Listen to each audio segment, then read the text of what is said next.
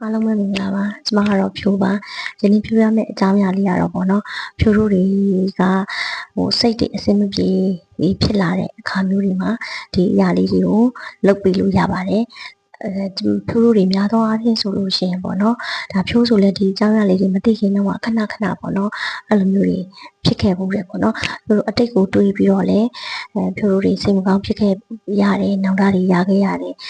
ငါဒီဟာတော့ဒီလိုမျိုးလုပ်ခဲ့လို့ရှိရင်ငါအခုဆိုရင်ပို့ပြီးတော့အဆင်ပြေနေလောက်ပြီလူတဦးတယောက်ပေါ်မှာကိုမလုပ်ပေးခဲ့မိဘူးဆိုလို့ရှိရင်လေငါအဲ့ဒီတော့ဒါသူ့ကိုတေချာလေးလုပ်ပေးခဲ့လို့ရှိရင်ငါလုပ်ပေးခဲ့ပြီလို့ရှိရင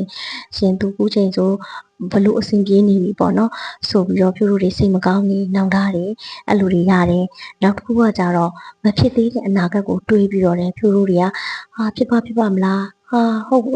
်လုပ်ပါလုပ်နိုင်ပါမလားငါအစင်မပြေပါမလားဆိုပြီးတော့တောကတွေစိုးရင်ပူပန်မှုတွေစိတ်မချမ်းမြေ့မှုတွေဖြစ်ကြတယ်ပေါ့နော်အဲ့ဒါကြောင့်အဲ့လိုမျိုးတွေဖြစ်နေတဲ့အခါမျိုးတွေမှာဘာလို့ဖြစ်တာလဲဆိုတော့ဖြိုးတို့တွေကအရန်လွယ်ကူရိုးရှင်းတဲ့အရာကိုဖြိုးတို့တွေသတိမေ့နေလို့ပေါ့နော်အရန်လွယ်ပြီးတော့အရန်ရိုးရှင်းတဲ့အတွက်ဖြိုးတို့တွေကမေ့နေကြတာအဲ့ဒါတော့ဘာလဲဆိုတော့ဖြိုးတို့လက်ရှိပြစ္ဆုတ်ပံမှာဖြိုးတို့ပိုင်ဆိုင်နေတဲ့လက်ခံရရှိနေတဲ့အရာတွေကိုတန်ဖိုးထားပြီးတော့ကျေးဇူးတင်ပေးရမယ်ဆိုတာကိုဖြိုးတို့တွေမေ့နေတာဥပမာဖြိုးတို့အခုဖြိုးအသက်ရှင်နေတယ်အသက်ရှင်နေတာလည်းဒါဖြိုးကျေးဇူးတင်ရမှာပဲလေဘာလို့လဲဆိုတော့အသက်ရှင်နေမှာဒါဖြိုးလှုပ်ချင်တာတွေလုပ်လို့ရမယ်ဖြိုးလှုပ်ချင်တန်းချင်တဲ့အရာတွေကိုဖြိုးလှူလို့ရမယ်အဲ့လိုပဲမိဘတွေတက်ရှိထင်ရှားရှိနေပြီးတာဆိုလို့ရှိရင်လည်းဒါဖြိုးလို့ကျေးဇူးတင်ရမှာပဲမိဘတွေတက်ရှိထင်ရှားရှိနေတဲ့အတွက်ကိုသူတို့ကိုကျွေးမွေးပြုစုလို့ရမယ်ကိုသူတို့ကိုစောင့်ရှောက်ပေးလို့ရမယ်ကိုသူတို့ကိုစိတ်ချမ်းသာအောင်ထားပေးလို့ရမယ်သူတို့ကိုကျေးဇူးဆက်ခွင့်ရမယ်အဲ့ဒါတွေကလည်းကျေးဇူးတင်ရမယ့်အချက်ပဲလေနောက်ပြီးတော့ကျတော့ဖြိုးတို့အခက်အခဲတွေကြုံလာတဲ့အခါမှာဒါစိတ်ချယုံကြည်စွာနဲ့ဘောနော်တိုင်ပင်ပြီးတော့အခက်အခဲတွေကိုပြောပြတိုင်ပင်ပြီးတော့အတူတူဖြေရှင်းလို့ရတယ်တွေးချင်းညီကိုမောင်နှမတွေရှိနေတာလေဒါဖြိုးတို့ကျေးဇူးတင်ရမယ့်အချက်ပဲအဲ့ဒါလိုပဲပေါ့နော်ခင်မိုးဇနီးတွေရှိနေတဲ့သူတွေဆိုလို့ရှိရင်လည်းကိုယ့်ရဲ့စိုးတူကောင်းဘက်ခင်မိုးဇနီးတွေရှိနေတာလေဒါကိုကျေးဇူးတင်ရမှာပဲလေအဲ့လိုမျိုးပဲဖြိုးတို့တွေမှာဒီပေါ့နော်မရင်ဆွေရင်းနေရှိနေတာပေါ့နော်ဒါလည်းကျေးဇူးတင်ရမှာပဲကိုဘလောက်ပဲအနေဝေးဖုံးလေးတစ်ချက်ဆက်လိုက်တာနဲ့ကိုအပြင်မှာတွေးလိုက်တာနဲ့ဘယ်တော့မှနှလုံးသားတွေကအမြဲတမ်းရင်းနှီးနေတယ်ဘယ်တော့မှစိတ်မသွားတယ်ကိုစိတ်ချယုံကြည်ရတယ်တငယ်ချင်းကောင်းမိတ်ဆွေကောင်းတွေရှိနေတာလေဒါဖြိုးတို့တွေကျေးဇူးတင်ရမယ့်အချက်ပဲကိုဘာလေးပြောလိုက်လို့ရှိရင်ဒါလေးတစ်ခုလေးပြောလိုက်တာနဲ့ကိုဘာကိုပြောချင်တယ်ကိုဘာကိုဆိုလို့ချင်တယ်ဆိုတာကိုသဘောပေါက်နေတဲ့သူမျိုးသူတို့ဒီလိုမျိုးလေးပြောလိုက်တာနဲ့သူတို့စကားလေးဟလိုက်တာနဲ့ဒီကဘာကိုပြောချင်တယ်ဘာကိုဆိုလို့လဲဆိုတာကိုသိနေတဲ့ဒါမိကောင်းဆွေကောင်းတွေရှိနေတဲ့ဥစ္စာနဲ့ဒါဖြိုးတို့တွေကျေးဇူးတင်ရမယ့်အချက်ပဲလေအဲ့ဒါလိုမျိုးပဲဖြိုးတို့ပတ်ဝန်းကျင်မှာပတ်ဝန်းကျင်ကောင်းဖြိုးတို့အတွက်လုပ်ဖို့ကိုင်းမဲ့ကောင်းနေရှိနေတာလေဒါလေးဖြိုးတို့တွေတန်ဖိုးထားပြီးကျေးဇူးတင်ရမှာပဲ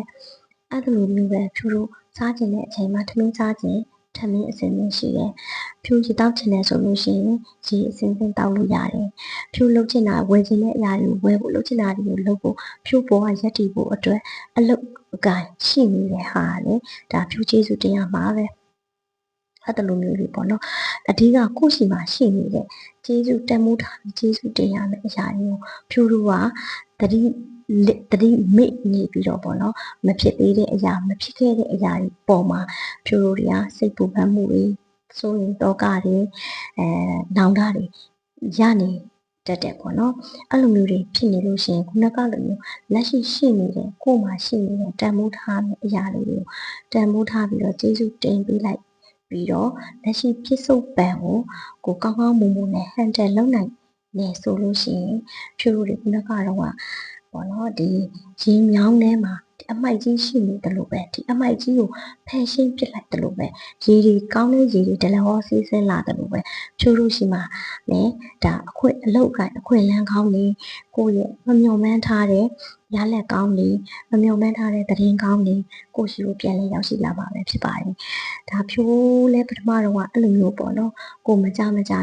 ကိုမကြခဏအဲ့လိုမျိုးဘာကိုစိတ်ညစ်လို့ငြိမ်မှမသိဘူးအဲ့လိုမျိုးစိတ်ညစ်တတ်တယ်ပေါ့နော်အဲ့လိုမျိုးစိတ်ညစ်တဲ့အချိန်မှာဆိုလို့ရှိရင် ကိုအေးစစ်စစ်လေးတယောက်တည်းညင်ညင်အေးလေးနေပြီးတော့ကိုဘာဖြစ်နေတာလဲကိုတေချာသုံးသပ်ပါ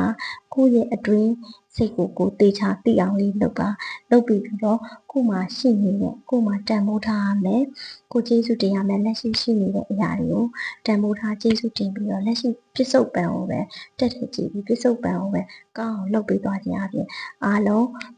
ပြန်လဲအဆင်ပြေသွားမှာဖြစ်ပါတယ်အဲ့ဒီအခါလေးကဒါဖြိုးလောက်ခဲ့လို့ပေါ့နော်အဆင်ပြေတဲ့အတွက်အားလုံးကိုအဆင်ပြေစေခြင်းနဲ့ရှိရွယ်ခြင်းနဲ့လာရောက်မျှဝေခြင်းဖြစ်ပါတယ်အားလုံးကိုကျေးဇူးတင်ပါတယ်အားလုံးစိတ်ချမ်းသာကိုယ်ချမ်းသာရှိကြပါစေ